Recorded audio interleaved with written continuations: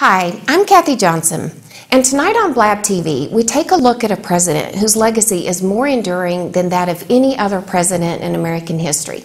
Lincoln as lawyer. Abraham Lincoln consistently ranks as one of our greatest leaders, guiding the nation through its greatest crisis. As a young lawyer, he ably represented his clients. As president, he authored some of our nation's foremost documents of freedom, such as the Gettysburg Address and the Emancipation Proclamation. These documents help fulfill the political promise of the Declaration of Independence, in which all men are created equal. This year, we celebrate the 150th anniversary of the Emancipation Proclamation. Joining me is Philip W. McCollum, president of the 17,000-member Alabama State Bar. Welcome, Philip. Hi, Kathy. When we talk about Lincoln as lawyer, we need to understand that in the early 1800s, lawyers accepted a variety of legal cases: divorces, wills, patents, debt collection, railroads right-of-way, fugitive slaves, and murders were all a part of the Lincoln's caseload. The most money he ever made from a case was $5,000 earned from representing the Illinois Central Railroad. One of his cases involved a fugitive slave whom Lincoln represented in a suit for her freedom. He won the case, and his case effectively became the first slave Lincoln freed prior to the Emancipation Proclamation. And perhaps his biggest case, he defended a man accused of murder.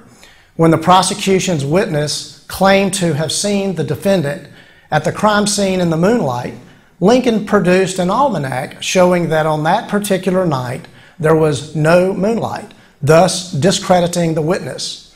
As a lawyer, Abraham Lincoln earned a reputation for honesty, logic, precision, and integrity.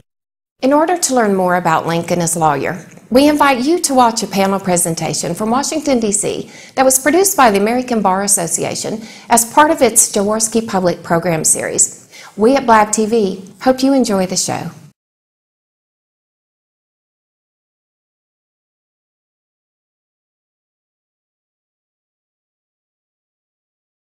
Joining us is Jean Baker. Jean Baker is an American historian at Goucher College and is the author of Mary Todd Lincoln, a biography. Also with us, Andrew Delbanco, a professor of humanities and director of American Studies at Columbia University. He was named America's Best Social Critic by Time Magazine, and that is a really cool thing to be called. I can't even get a person in my family to call me that. You got Time Magazine to call you that. I have no clue what a social critic is. It sounds good. Let's run with it. Also, Alan Guelzo is with us, a professor of the Civil War era at Gettysburg College and author of numerous books on American intellectual history and Abraham Lincoln, including Lincoln and Douglas, The Debates That Defined America. And finally, Frank J. Williams recently retired as Chief Justice of the Supreme Court of Rhode Island and is widely regarded as one of the country's most renowned experts on Abraham Lincoln, especially on Lincoln as a lawyer, which is a big part of what we're going to be discussing today. And speaking of those quotes that I referenced before, I'm going to begin with one. This is something Frederick Douglass said in remembrance of Abraham Lincoln. Lincoln was a mystery to no man who saw him and heard him. Even those who knew him through his public utterances obtained a tolerably clear idea of his character and his personality. The image of the man went out with his words, and those who read him knew him. And Ms. Baker, I'll begin with you, and I want to ask you, what do you think Douglass was suggesting about the relationship between the public and the private Lincoln, and then also if you agree with his assessment? Let me begin with the last one. I don't agree. I think that Abraham Lincoln was a very mysterious man. And in fact, his friend Herndon said he was the most shut-mouthed man he'd ever known. I suppose that what Douglass may have been referring to is his own relationship with Lincoln, which changed over time. But Frederick Douglass was one of the first African Americans to visit the White House and to actually have a conversation with the president. And in these conversations, Douglass felt that Lincoln was an unprejudiced white man, and he treated Douglass the way that Douglass would hope that all Americans would treat him. And it's probably from those interviews that these two men had together that Douglas crafted this view that he knew Lincoln. But I think there's substantial evidence on the other side that one never got to know Abraham Lincoln, and arguably, to get back to the focus of this session, this may be something that lawyers do. They get to know humanity too well, and they step back a little bit. Too close for comfort. Well, let me then, in that regard, beginning where you disagreed with Douglas, then what do you think that says, Douglas's comment, because others might agree with that, what do you think that says about how we think we understand Abraham Lincoln? Well, I think that's, again, the mystery of Abraham Lincoln that keeps us all coming back. The celebrations on the 200th birthday have been long and lavish. And there is no other president who brings forth this kind of celebration. Part of that is because we never really get to Lincoln. He eludes us, and he eludes us because of this very brilliant brain, because of some of these paradoxes in terms of his presidency that he presents us with. And so we return again and again and again to try to find out about this guy. 50 years ago, another observance, this of the sesquicentennial of Lincoln's birth, and at that time, cultural historian Jacques Barzun wrote, and this is an essay on Lincoln as a writer. Here's what he said: "A great man of the past is hard to know." This is something you're talking about, because his legend, which is sort of a friendly caricature, hides him like a disguise. Everybody knows who Lincoln was and what he did, but what was he like? And so, Mr. Guelzo, I'm going to ask you, can we really know what was Lincoln like, and how do we begin to separate the man from the legend? I'm with Gene on this. I think that Lincoln Ellen, is a I'm so very... pleased that we could be together. Really happy. Well, we're also in the same area code, Gene. Lincoln was a very difficult man to know, and for a number of reasons. One is that there were many things about him and his life experience that he really did not want other people to know about. He was not proud of his backwoods origins. If anything, he spent most of his life trying to climb out of the context in which he was born, the backwoods, hard farming, alcoholism, rowdyism. All of those things were things Lincoln was trying to escape from. It was not Lincoln, but his handlers in politics in the 1850s and the 1860s who transformed him into the rail splitter, the ordinary man of the people. That was not something that he was really eager to emphasize. When he was pressed, he sometimes responded by saying, well, there's really nothing about my past that anybody would want to know.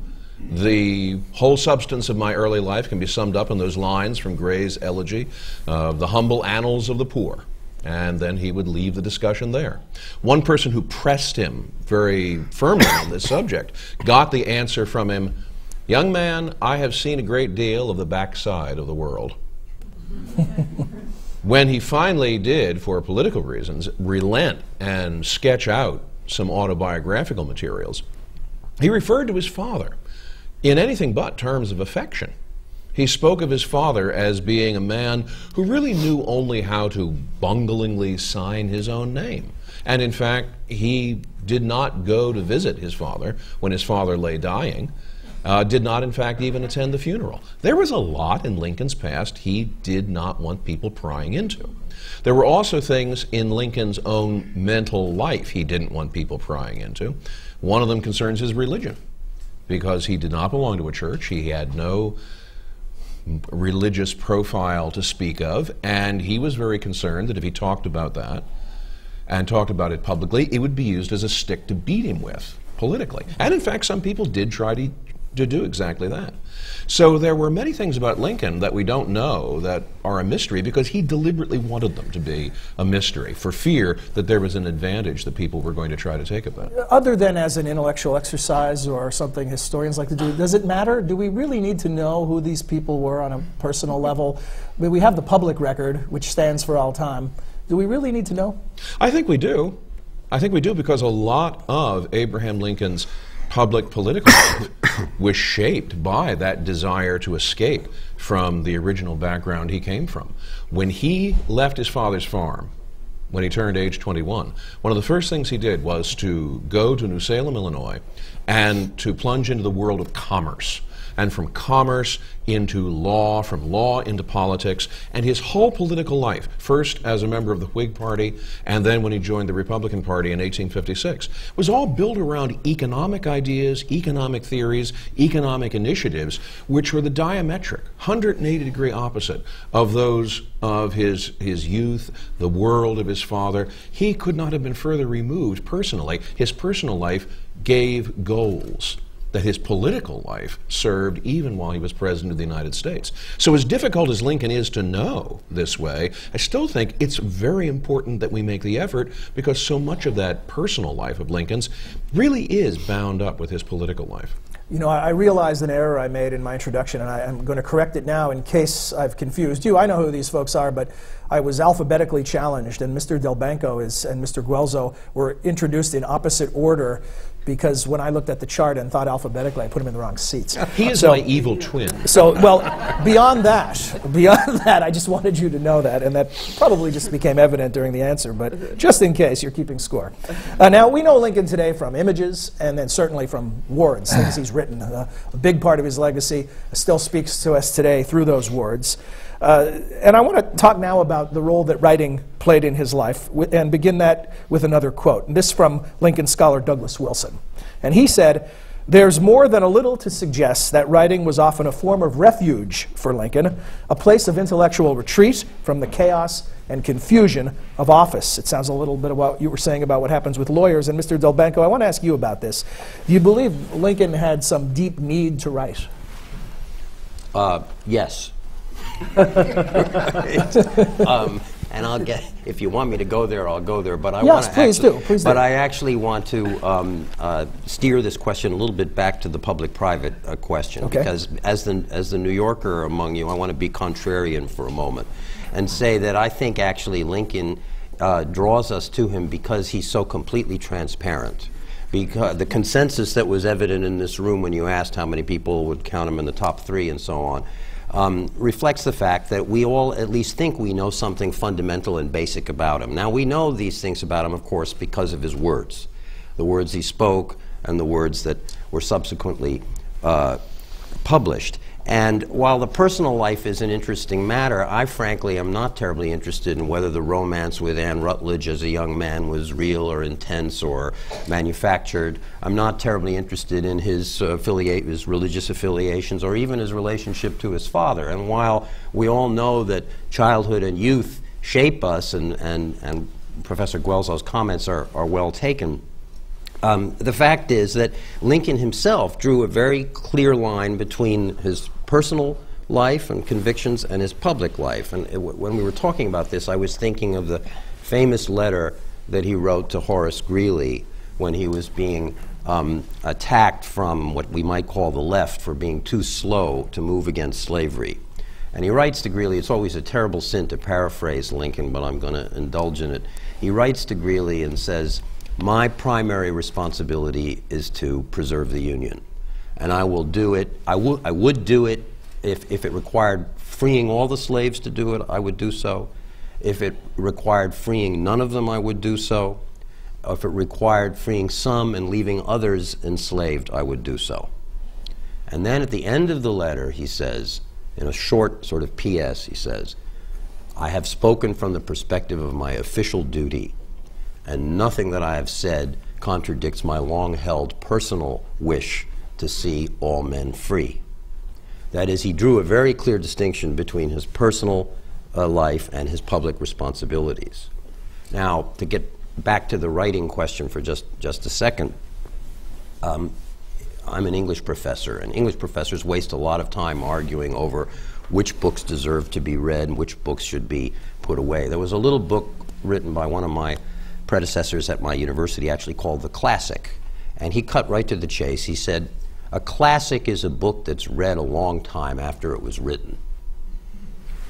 Now we Well, that's a pretty good definition, right? It could be long, it could be short, it could be a poem, but if we read it a long time after it was written, it's a classic. Lincoln is a classic writer, among all the other things that he is.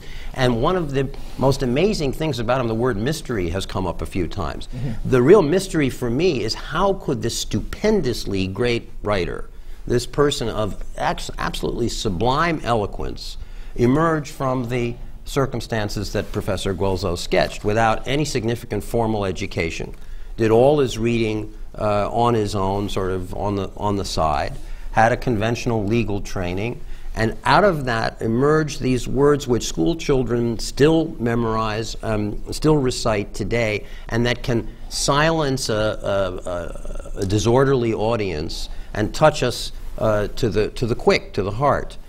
This, to me, is the mystery of Lincoln. That's the real mystery that we can't penetrate. And I respect biographers, but all the biographical speculation about how he got to be who he was will never explain how this genius emerged from those circumstances, in my view.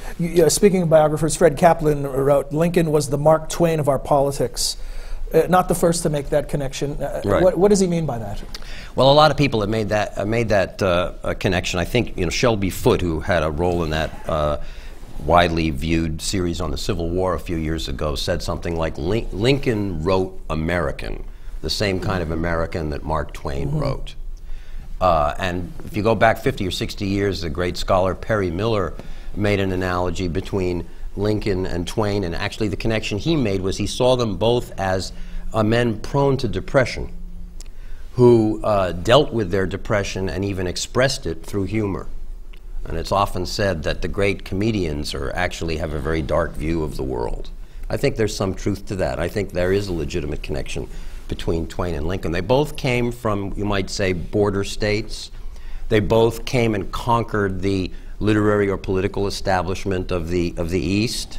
They both were irreverent.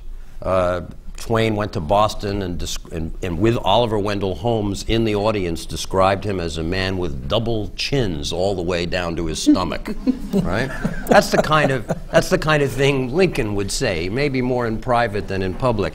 But so temperamentally, they feel that there's, I think one feels a real affinity between them. So that irreverence and wit that you described, you think, is that the thing, the saving grace that you can look at the dark side, be aware of it, but not be dragged down by it completely? Well, you see the the pitiability of human folly, the way in which people attempt to raise themselves above the level that we all are, which is vulnerable and weak and fallible beings.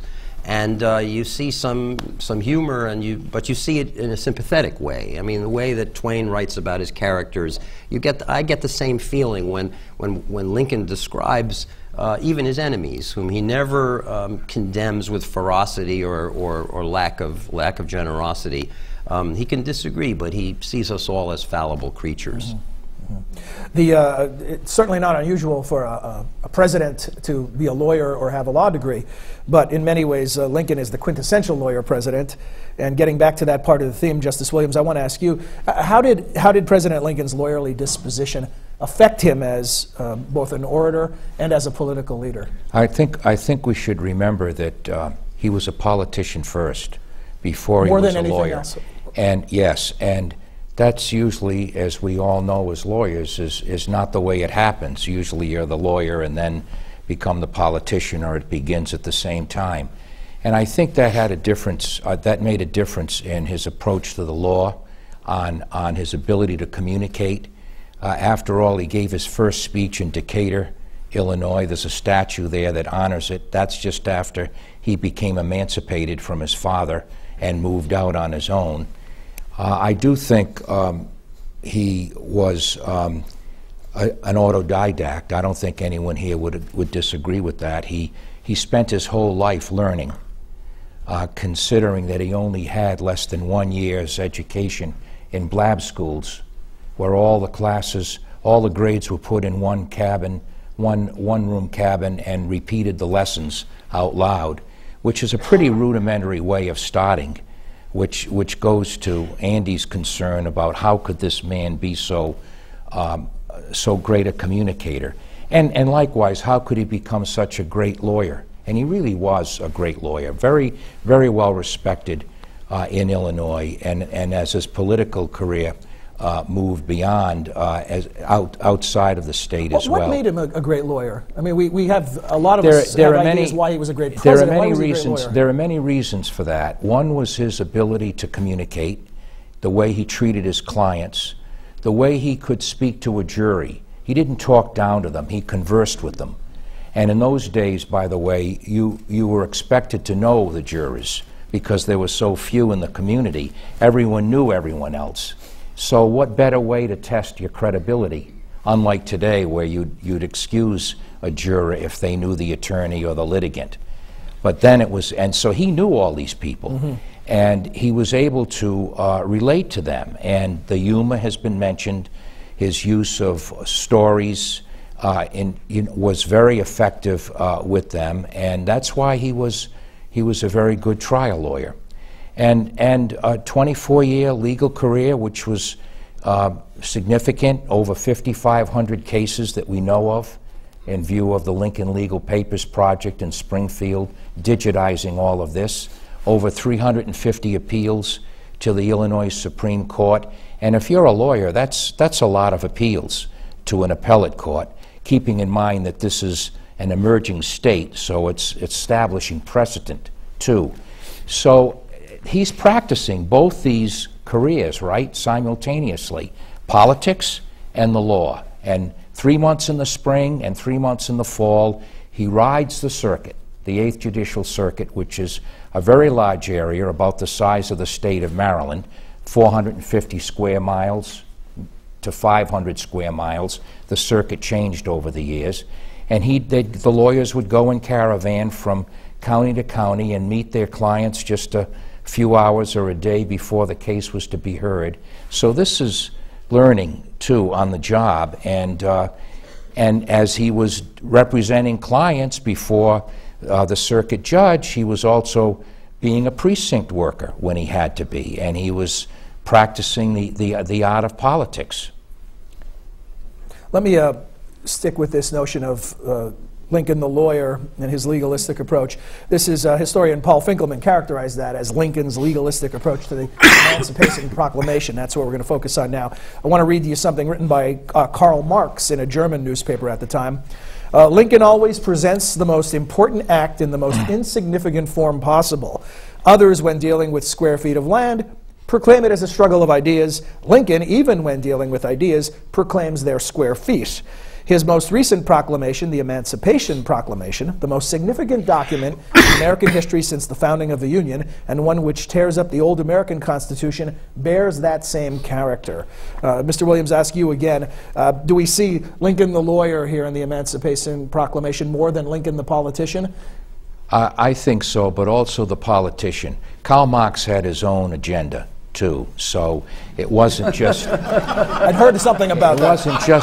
It wasn't just an appreciation of the act of manumission to those slaves still in Confederate states or parts of states still occupied by the Confederacy. It fascinates me that what Lincoln did was not just lawyer-like. He knew he couldn't just issue a decree to free slaves in the border states, those states that remained in the Union like Maryland, Missouri, Delaware, and Kentucky. So he attacks it where he could, which is in the Confederacy with Confederate control, because the Constitution and other statutes protected slavery. And he describes this as a war measure, but it's a legal document as well, a war measure seizing the property of the enemy, which is part of his legal rationale. Look, we're at war, and when you're at war, you can seize the property of the enemy. Well, the Confederates are our enemy, and therefore I seize the property. Well, I'm oversimplifying it a bit to make it succinct, but that's the basis on which Lincoln operates. And also, he's a multifaceted man, because it wasn't just to make a policy statement or to get additional resources for the Union Army and Navy. Almost 200,000 blacks wound up serving, maybe more. The records are not totally complete in the Union Army and Navy. But it also coincided with his own personal view that if slavery is not wrong, nothing is wrong. So it doesn't have to be just one reason that he's issuing this proclamation, which of course sent a signal to the people, to the black people, that there was finally an administration in Washington that now had a policy of manumission, of freedom. Our theme, Lincoln as orator, Lincoln as lawyer, is it possible, as we think back about Lincoln, to even distinguish between the two in some ways, the overlap and how one influences the other? Maybe we get all of you to comment on that, about this notion of, and we don't have to do it in any particular order. I see you're ready to go, so we'll start with you, Mr. You know, we're starting to develop here a multiple portrait of Lincoln, several different Lincolns, and I'm very struck with what Frank just said. Another one of my predecessors, a great historian, Richard Hofstadter, described the Emancipation Proclamation as having all the moral grandeur of a bill of lading, right? But I think Frank's point is crucial here. That was the right tone for that document at that moment. It was a legal, well, there were those who thought it was not a legal action, but it was an assertion of executive authority to take an action that was dictated by military circumstances at the time. And it was limited, as we all know. It did not emancipate all the slaves in the United States, only some, and it would take amendments to the Constitution to get the job completed. So this is one Lincoln. Lincoln the tactician, Lincoln the commander-in-chief, Lincoln the strategist who is doing what he needs to do to win that war and preserve the Union.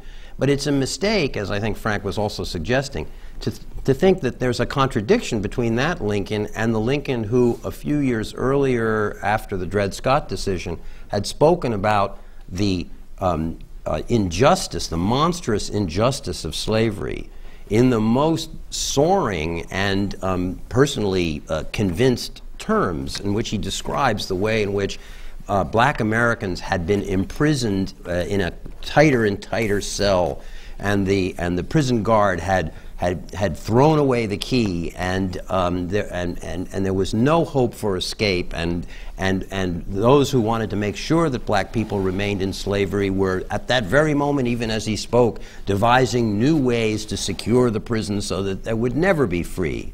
And if you read that Lincoln, you have to reconcile that with the other Lincoln we've just been talking about. It's perfectly true that if you listen to Lincoln, say, speaking in Southern Illinois, he speaks rather guardedly about race relations. If you hear him speaking in New Haven, Connecticut, where he proclaims the right of black men to go on strike, he knows he's speaking to a different audience. So he adjusts his views. He goes slowly. He did play or take an interest in the idea of colonization. All of that is true. But the salient thing about Lincoln for me, which is why I verge on hagiography perhaps, is that he had an incredible capacity for growth. And as he saw events unfold, and as this war, when nobody could anticipate the scale of the war, the bloodletting that it would issue in, as the war went on, and it became clear that the slaves were an asset to the enemy, and he took this action of emancipation, which may have been more for tactical reasons than for reasons of racial justice, he continued to grow.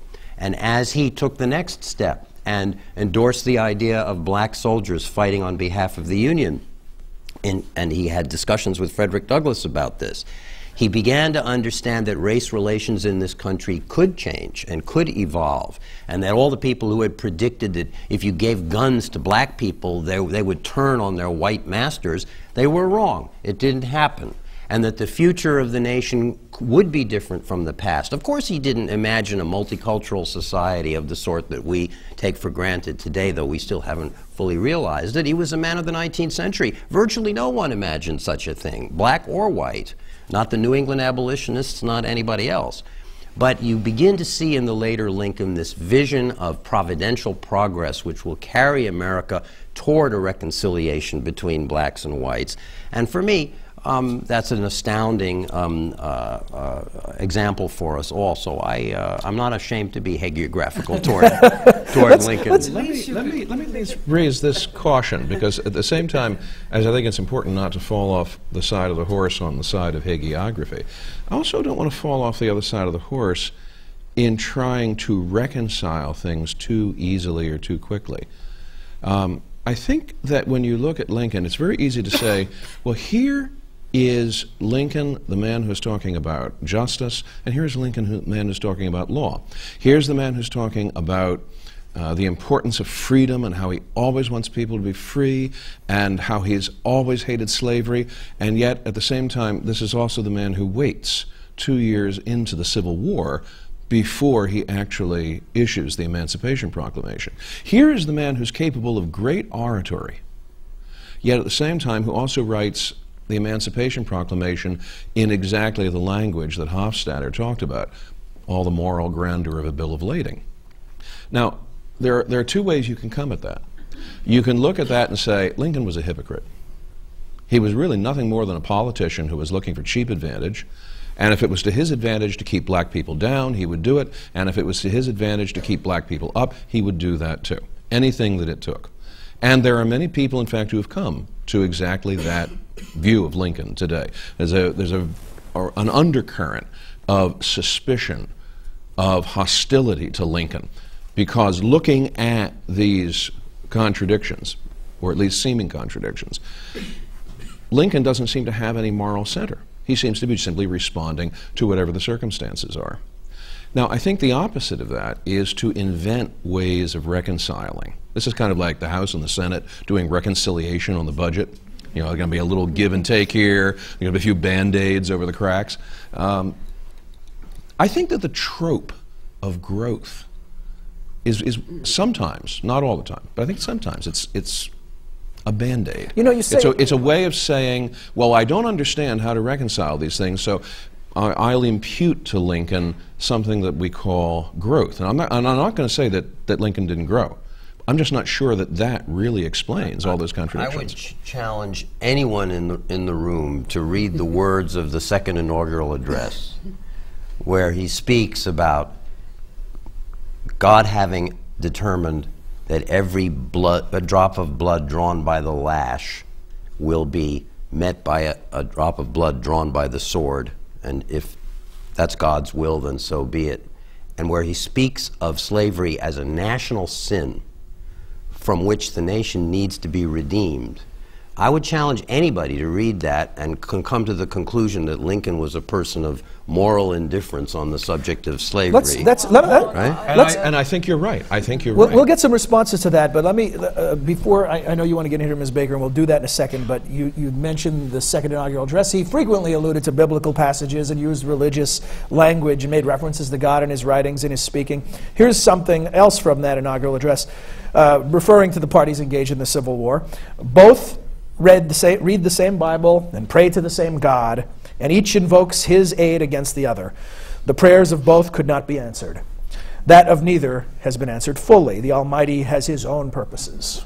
Okay, very biblical in nature. Now, Kathleen Hall Jamieson, who's not here, in some of her writings, she's talked about how what he was also was someone who tried to draw the populace who were listening to these speeches to a conclusion, and that using this language and creating slavery as a sin set the groundwork for reconciliation, set the groundwork for bringing people together in a way that it may not have worked otherwise if one side felt moral superiority over the other.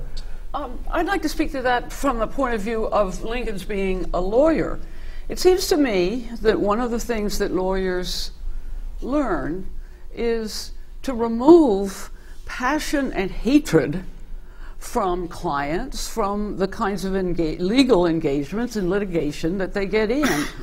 And I read that passage, and what I see is Lincoln, the reconciliator. Lincoln, who does not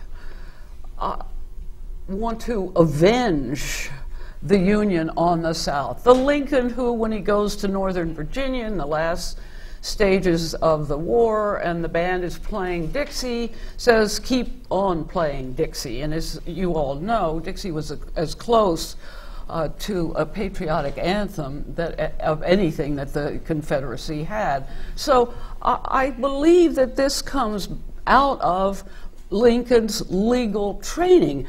But I also think that it's difficult for us to remove the lawyer Lincoln from Lincoln, this man who has been described as such a unique human being, and to know which part of Lincoln is part of his legal training. I happen to believe that that comes from what lawyers learn to do all the time: have clients, work hard for them, and we have not talked about this. Is one of the critical talents of Abraham Lincoln was just gritty, hard work constantly. That's what he's doing in that second floor in the White House. But nonetheless, the major point I would make is that Lincoln would have been, but we all know this, a much better president than Andrew Johnson, who was angry, very angry at the South during Reconstruction. That is such an excellent point, because it's one issue, this reconciliation that you talk about, Gene, that he was doing as a lawyer. Lincoln was doing mediation of cases before alternative dispute resolution was even coined as a phrase, encouraging his neighbors to compromise, encouraging other lawyers to settle cases. He did that his whole legal career. About a third of his cases could be put into that category of resolution through mediation. That's a big number, and that's exactly what he was doing, I think, in the second inaugural address as well. It was, in fact, there's an irony here. If you put John Brown's speech before he went to the gallows in 1859 right next to Lincoln, part of Lincoln's second inaugural, you see the breadth of both with that part, Andy, that you so eloquently paraphrased. But it was still an effort for him to reach out to end this horrific war, that he was the major player. I don't know. I think we're bumping into mystery again, because let's not lose sight of the fact that here is Lincoln in the second inaugural. He is making this public appeal to people's understanding of the will of God. Mind you, he prefaces it with "if." He never really actually comes out and says, "This is the will of God." It's rather put in terms of, "if we suppose that." Mm-hmm. And he talks not about his personal religion himself. He talks about the religion that both sides have. Well, that certainly sounds more like a lawyer than a man of faith. And it does. Yet, at the same time... Not to say that a lawyer can't be a person of faith. At the same time, though, see this in larger context. This is the first president who uses an inaugural address to talk about God and ideas about God, to quote Scripture, since inaugural addresses began. If you look at the previous inaugural addresses that are given by presidents, the one thing that they are doing is giving you a vivid introduction to a separation between church and state. Lincoln how do you doesn't. Square this with something you said earlier about at times he appeared to perhaps have no moral center? I mean, are we talking about, is it possible that this is a man with his eyes on the prize and he was willing to use every trick in his bag of tricks to get to the finish line? Okay, that's the first conclusion that in a cynical age we will come to. And this is why I say that we have to stay away from the one extreme. But if the final goal is an ethical, moral goal, it's not necessarily cynical that he would do that. But is he like that? And what does that say about him? On the one hand, I don't think that it serves anyone's purposes, much less Lincoln's, for us to indulge in hagiography, and I think we're all agreed about that. On the other hand, I'm not sure that the other extreme, which is what I hear a lot of today, the cynical, the suspicious extreme, that because he's not a saint, therefore he must be a devil. And as I say, I do hear that. I don't think that has any more credibility than the hagiography. What I do think is we're bumping up against what seem to be contradictions. We're bumping up against mysteries in Lincoln. But I think the answers, I think the coherent threads are there. But we're not going to get at them unless we take the business about the mystery of Lincoln seriously and really look very carefully, look very hard at what Lincoln is saying, what people around him are saying, what his context is, what his motivations are. That requires some work. Not Band-Aids, but work. Mr. Delbanco, you flirted with hagiography more than the other Oh, yeah, three. right. So I want you to make your case again. I mean, is this a case for St. Abraham of Lincoln? I'll make the case any way you want, but I want to inject a suggestion here. We're all, in our own different ways trying to get at Lincoln or get right with Lincoln, as David Donald once said was that's Dirksen to Donald. Oh, sorry, Dirksen to Donald. Okay, whatever the provenance, we want to get right with Lincoln. I would suggest that it helps to pay attention to how his contemporaries evaluated Lincoln. Now, we've been talking about Lincoln. Was Lincoln a lawyer or was Lincoln a religious believer? I believe it was Alexander Stephens, who became the vice president of the Confederacy, who said about Lincoln, for him, the Union rises to the level of religious mysticism or sublimity. It was one word or the other. In other words, he sensed that this was a guy who was a believer. He believed in the almost divine character of the American Union. And then we argue, and historians continue to argue, always will, about what was Lincoln's position on slavery. Did he really mean it when he said he wanted to put slavery on the path toward ultimate extinction? What happened when he got elected? A number of states seceded because I think they understood him very well. They understood that once this man was elected president, slavery was ultimately finished. Nobody knew how long it would take. Nobody knew what the means to get there would be, including Lincoln. But the sense was the corner had been turned and this guy meant what he said. So I just think we should take it seriously what people in his own time said about him. Well, but it wasn't Lincoln's election that forced the South to secede. Southerners had been talking and talking very vigorously for at least a decade about secession. And when the Republican Party was created in 1854, this threat became something of a paranoia.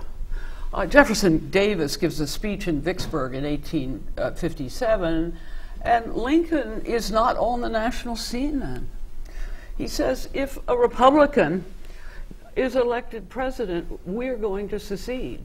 So I'm not sure that we can put this into Lincoln's lap one way or the other. Lincoln was articulating the platform of the Republican Party, which was to keep slavery out of the territories permanently. I want to bring up another aspect, one of the famous, the Lincoln-Douglas debates in this town, and every time we go through an election season, that's of course invoked as the way we really wish debates were, not the way they are, although I don't know how many people would actually sit through them if they were that way.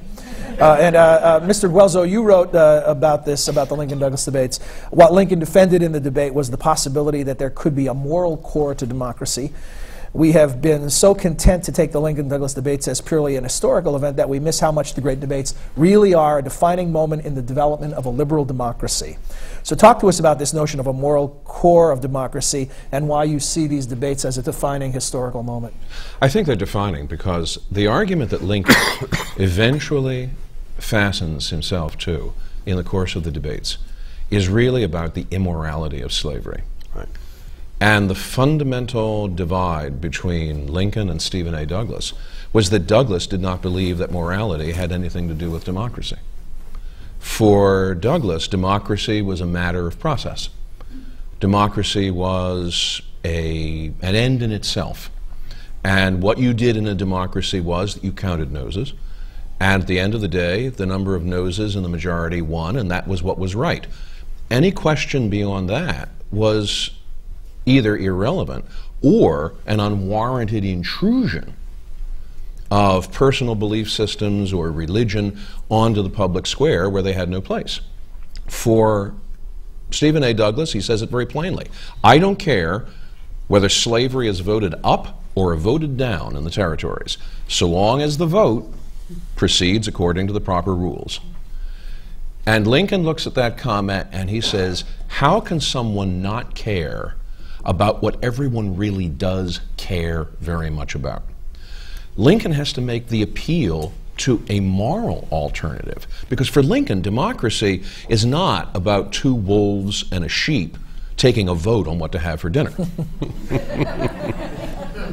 The purpose of democracy is to realize something beyond democracy. Democracy is a means, not an end in itself. Democracy is a means toward realizing something that exists even beyond democracy.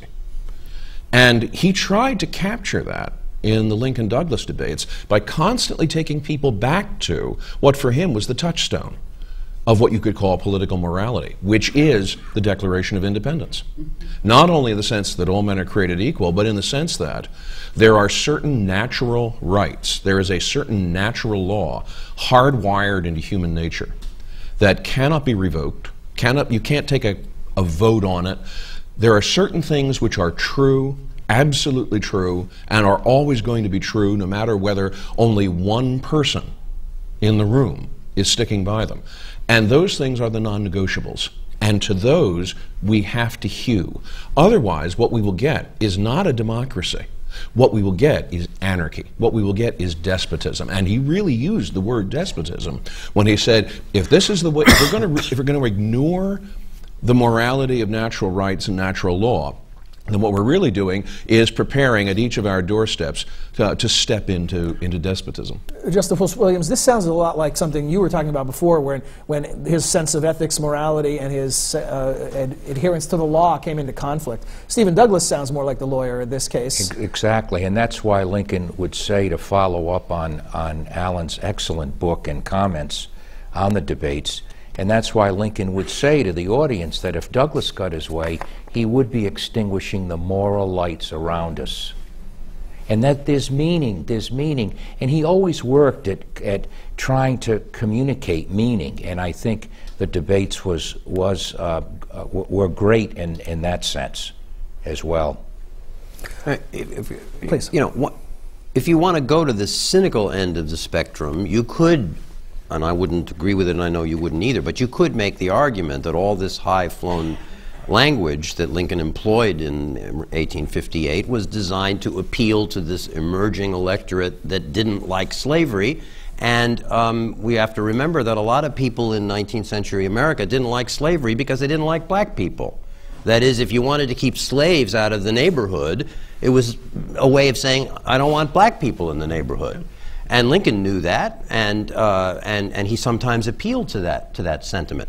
But, and this is where the word reconciliation comes back in, if you look at the expressions of view that Lincoln gives us over his career, and you take Alan's point about the Declaration, and you look a little further ahead, and he's on his way to Washington, where the assassins he's told, are waiting for him, and he has to come into this city through Union Station in a decoy. There's a decoy train where he's supposed to be, and he has to come in by night train. He stops in Philadelphia, and he makes a short speech on the steps of Independence Hall, and he says, again, I'm paraphrasing, he says, "I've never had a political idea that was not based on the Declaration of Independence, on the assertion that all men are created equal.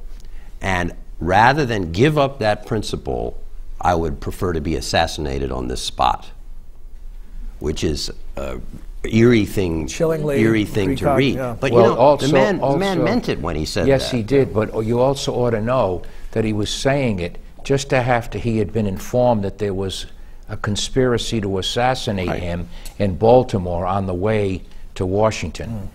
And I think in that context too, it took on another meaning at another level. And you know, just a day before he made those comments, he had been in Trenton, New Jersey, speaking to the New Jersey legislature, and there he talked about his since he was in Trenton, and that brings up the memories of Washington crossing the Delaware and the Battle of Trenton. He referred to his boyhood reading about Washington. And he said that he remembered even then, reading about the American Revolution, that it struck him that the American Revolution was more than just about, so to speak, process. It was more than just about, well, we here in North America don't want to be ruled by people in London. There was something more that was going on in the American Revolution. It was an attempt to give political shape to this idea of these fundamental natural rights that everyone is born with. That's what the revolution was really trying to articulate. Not just that Americans wanted to have their own domestic government and have their own tax codes, More than that, the American Revolution was about this idea, which is captured in the Declaration of Independence. And he said, that's the thing that animates me. There's something more than just saying people can take a vote, people can have a focus group, people can take an opinion poll. What they have to be pursuing is that something which was beyond just the mechanics, just the politics of independence. And that thing is what is expressed in the morality of the Declaration of Independence. Now, I know that doesn't sound terribly radical, because who among us is going to stand up and say, oh, I think the Declaration of Independence is a lot of hooey? And yet, do we not, in fact, behave that way? I think this is part of the enduring relevance of Lincoln, even for us today. That here's a man who was born 200 years ago. Why do we keep coming back to him? I think we keep coming back to him because the divide between Lincoln and Douglas is still very much with us. I think that for many people, the definition of democracy is whatever makes us fat, dumb, and happy. And democracy is there to suit our purposes. Democracy is there to give us plenty of consumer choices. And democracy is there to let us do our thing, whatever our thing may be. And Lincoln could not have disagreed more with that. Don't you think, to extend this a little more, that part of this is Lincoln's commitment to America as an exceptional nation? And certainly he was one of the first originators of the idea that the Union must be saved because we are the beacon on the hill, as earlier forefathers said. And this was another reason why democracy and the Declaration of Independence were important. No one else had these things, and these must be preserved. And in 1860, he was right. This is why he called it the Declaration, the apple of gold. In the picture of silver. In a picture of silver, which was the Constitution. As a lawyer, it's always fascinated me that Lincoln thought the Declaration was not only antecedent to the Constitution, but superior to the Constitution. He would cite the Declaration of Independence as a legal document. Lawyers don't cite the Declaration. I mean, we cite cases, we cite the Constitution, but we don't cite usually, and judges don't. When was the last time you've seen the Declaration of Independence in an opinion by an appellate court? It's just not done. But with Lincoln, it was a very constant source of reaffirming his belief in the vision that I think we're talking about. At the risk of making this sound like a game show, I'm going to play a little logistics game here. I'm going to tell you what the question is, my final question before we go to your questions, and then I'll deal with you in logistics on the questions. I'll give you a second to think about it because I want you to think of it in succinct terms. But two things. We're going to go through each of you, and then we'll go to the audience. Two things. What's the most misunderstood thing about Lincoln that persists today? And then what's the most important thing that people should focus on when trying to understand the importance and relevance of Lincoln? And if you could just make both of those points succinctly, then we'll go to the audience. And so while they think about their answers and write them down here in this final Jeopardy round. Do we get... I'm sorry, go ahead. I say, do we get to a prize if we get the right one? Yes, there will be a winner. Yes, there will be a winner. But then we're going to come to your questions and comments, and there's a microphone right there, and we didn't discuss this before. Shane, we're going to use that one, correct? So if you will make your way to that microphone, and maybe Howard or someone from ABA can help play traffic cop there and keep it orderly, no pushing. But this would be your moment. As the answers come up, if you have a question or comment, please make your way to that microphone now. And based on how many of you are standing there, will be how quickly we'll try to move through to get to as many of you as possible before we run out of time. And what I ask you to do when you ask your question is to think like Lincoln, be succinct, think Gettysburg Address, no long speeches. And then also, if you would, direct your question to one of our panelists so that we don't get into a rhythm of 4 answers for every question, which means we'll get to 2 questions. Okay, and so with that in mind, in the order of introduction, Jean Baker, if you want to take a shot at the... I think that one of the things that's least understood about Lincoln is his tremendous ascension. This is the personal story. This is a guy who's born in a log cabin without any educational training. His mother dies when he's young. He has absolutely no resources except those of his own talents, and I stress again, his hard work. And what should we remember about him? Just what a complex, funny, wonderful guy he was. Okay. Andrew Delbanco?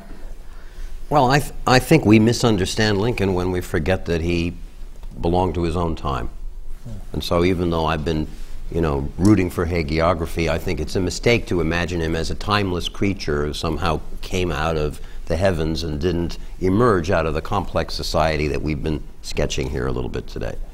As for the most important thing about him, I would say that it's important to recognize that he had a progressive view of history. And this touches on the point that's been made about the Declaration. That is, he didn't think this was a perfect country. He didn't think relations between workers and managers or slaves and their owners were as they should be, but he thought that the country had the capacity to grow and progress toward a fuller realization of the ideal of the Declaration of Independence. It would be a good idea if we keep that in mind. Alan Guelzo? I think the thing we misunderstand the most about Lincoln is about emancipation and race. I think that's where the thickest clouds of misunderstanding cluster. And I think the only way to dispel them is to fall neither into the extreme of hagiography or to the extreme of cynicism, but to ask ourselves, what incentive did Lincoln have for doing more or less than he did with emancipation? Because I think the really remarkable measure of Lincoln's accomplishment as an emancipator is that there was not one single good reason why he should ever have lifted a finger on behalf of emancipation. Your Honor, you get the last word for now. And that is why, going in reverse order, he, in the positive end, he possessed so much political courage because issuing the Emancipation was a gutsy move. People underplay that all the time. And the thing that I think is least understood is just how an effective a leader he was. Results count. And despite the violence and the mistakes and maybe mistakes in judgment and problems that when you unleash the dogs of war and the horrific casualties and what we now call collateral damage, he was able to succeed as the leader.